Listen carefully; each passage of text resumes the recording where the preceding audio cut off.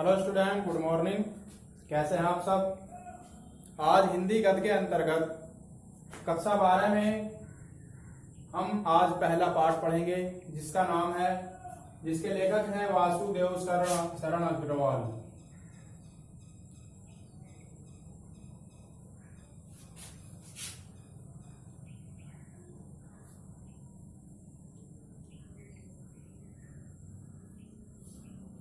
वासुदेव शरण अग्रवाल ये इस पाठ के लेखक हैं और आपके पाठ का नाम है राष्ट्र का स्वरूप।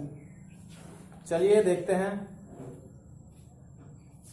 इनका जन्म 1904 ईस्वी में मेरठ जिले के खेड़ा नामक गांव में हुआ था और इन्होंने पद्मावत जो जायसी कृत है और हर्षचरित जो बाणभट्ट कृत है, इनका संपादन किया। इनकी भाषा जो है वो शुद्ध परिष्कृत खड़ी बोली है और इनकी प्रमुख रचनाएं पृथ्वीपुत्र, कल्पलता और संस्कृति, कला और संस्कृति आदि। और इनका निधन सन 1967 ईस्वी में हुआ था। देखते हैं अब इनके जीवन परिचय के बारे में। इनका जीवन परिचय। भारतीय संस्कृति और पुरातत्व के विद्वान वासुदेव शरण अग्रवाल का जन्म सन 1904 ईस्वी में मेरठ जिले के खेड़ा नामक ग्राम में हुआ था। मेरठ तो आप सभी जानते हैं और खेड़ा भी जानते होंगे। आगे देखते हैं। काशी हिंदू विश्वविद्यालय से स्नातक करने के बाद, यानी इन्होंने काशी हिंदू विश्वविद्यालय से स्नातक की डिग्री प्राप्त की और एमए तथा पीएचडी तथा डीलिट की उपाधि इन्होंने लखनऊ विश्वविद्यालय से प्राप्त की। यानी कि काफी एजुकेटेड पर्सन थे ये, बहुत शिक्षित थे। आगे देखते हैं। और इन्होंने पाली, संस्कृत, अंग्रेजी आदि भाषाओं का गहन अध्ययन प्राप्त किया। काशी हिंदू विश्वविद्यालय के भारतीय महाविद्यालय में पुरातत्व एवं प्राचीन इतिहास विभाग के अध्यक्ष भी रहे।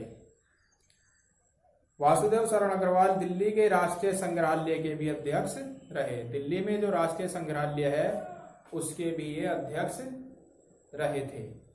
आगे देखते हैं। हिंदी की इस महान विभूति, एक महान विभूति के रूप में ये विख्यात थे और इनका निधन सन 1967 ईस्वी में हो गया। 1967 ईस्वी में हो गया। आगे देखते हैं। साहित्यिक योगदान, यानी कि इनका साहित्य में क्या योगदान था। इन्होंने गंभीर और चिंतनपूर्ण विषयों पर अपनी लेखनी चलाई है। गंभीर और चिंतनपूर्ण विषयों पर अपनी लेखनी चलाई है, यानी कि इन विषयों पर इन्होंने अपने लेख लिखे हैं। अतः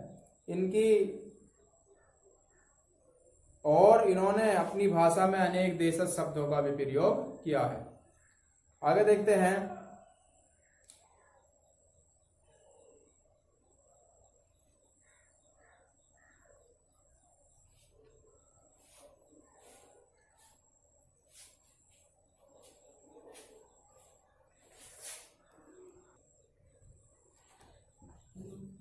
आगे देखते हैं भाषा शैली। इनकी भाषा शैली के अंतर्गत उच्च पांडित्य के दर्शन होते हैं। इनकी भाषा शुद्ध और परिष्कृत खड़ी बोली है जिसमें सरलता, सुबोधता और स्पष्टता सर्वत्र दृष्टिगोचर होती है। इन्होंने अपनी भाषा में अनेक देशज शब्दों का प्रयोग किया। इन्होंने प्राय गंभीर और चिंतनपूर्ण विषयों पर अपनी लेखनी चलाई है और कठिन और अस्पष्ट प्रसंगों को सरलता पूर्वक स्पष्ट करने के लिए इन्होंने व्याख्यात्मक शैली को अपनाया है। यानी कि शैली कौन सी अपनाई इन्होंने? व्याख्यात्मक शैली को अपनाया है। जायसीकृत पद्मावत की टीका, यानी जायसीकृत पद्मावत का जो संपादन इन्होंने किया है वो भी इसी शैली में किया है। आगे देखते हैं। इन्होंने कई ग्रंथों का संपादन व पाठ बोधन भी किया है। आगे देखते हैं इनकी रचनाएं या कृतियां। डॉक्टर वासुदेव अग्रवाल ने कुछ महत्वपूर्ण रचनाएं लिखी हैं, जिसमें निबंध संग्रह पृथ्वीपुत्र, कल्पलता, कला और संस्कृति, कल्पवृक्ष, भारत की एकता, भारत भूमि, वाग्धारा आदि निबंध इन्होंने लिखे हैं। और शोध, इन्होंने एक शोध भी किया है जिसका नाम है पाणिकालीन भारत। संपादन इन्होंने जायसी कृत पद्मावत का संपादन किया है और बाणभट्ट कृत हर्षचरित का भी संपादन इन्होंने ही किया है। आगे देखते हैं हिंदी साहित्य में स्थान। हिंदी साहित्य में इनका क्या स्थान है? तो पुरातत्व विशेषज्ञ डॉक्टर वासुदेव शरण अग्रवाल हिंदी साहित्य में पांडित्यपूर्ण एवं सुललित निबंधकार के रूप में प्रसिद्ध है।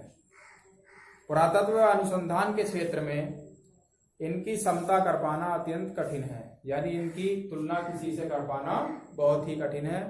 उन्हें एक विद्वान टीकाकार एवं साहित्यिक ग्रंथों के कुशल संपादक के रूप में भी जाना जाता है। अपनी विवेचना पद्धति की मौलिकता और विचारशीलता के कारण ये सदैव स्मरणीय रहेंगे। तो ये था आपका पहला पाठ, जिसके लेखक थे वासुदेव शरण अग्रवाल, और पाठ का नाम है राष्ट्र का स्वरूप। तो इस पाठ का जो जीवन परिचय है आप अपनी नोटबुक में नोट करेंगे। इसकी व्याख्याएं आपको मैं कल के लेक्चर में आपको मैं बताऊंगा इसकी व्याख्या के विषय में। पहले आप जीवन परिचय अपनी नोटबुक में नोट कीजिए। अगर कुछ आपके समझ में नहीं आता है तो वीडियो को रिवाइज कीजिए। उसके बाद भी समझ में नहीं आता है तो आपकी एप्लीकेशन में एक क्वेरी नाम का ऑप्शन है, आप उस क्वेरी में अपनी क्वेरी डाल सकते हैं, लिखकर आप उसमें डाल सकते हैं, पूछ सकते हैं आपकी क्या प्रॉब्लम है, मैं आपको उसका जवाब क्वेरी के अंतर्गत दे दूंगा। अगर उसके बाद भी आपको कुछ समझ में नहीं आता है तो सभी के पास फोन नंबर है, फोन करके आप अपनी प्रॉब्लम के बारे में पूछ सकते हैं। ओके, धन्यवाद।